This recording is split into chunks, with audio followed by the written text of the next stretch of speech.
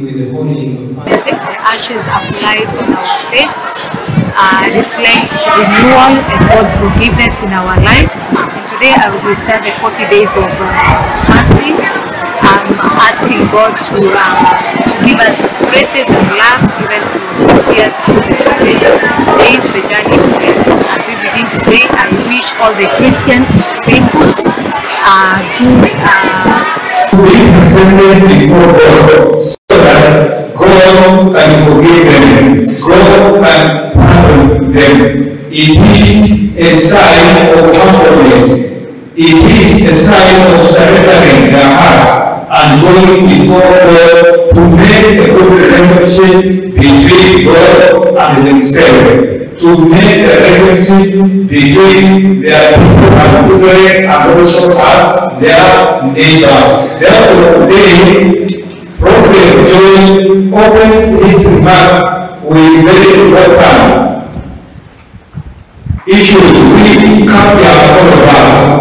In our extended psalm, the psalmist is very clear how much more now sin it was done by David. The people of Israel have gone against the will of God, have gone against the covenant of God. Therefore, David was the king in seeking for pardon, reconciliation, and forgiveness on behalf of the people of God.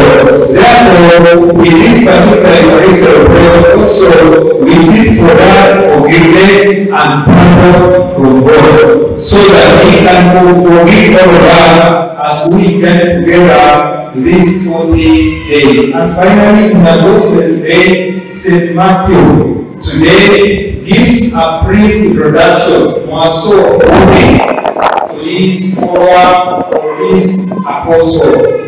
He puts across 3 things which is the key pillars during this Lenten season. Pillar number 1 is prayer, pillar number 2 is fasting, and pillar number 3 is thanksgiving. We become new creatures.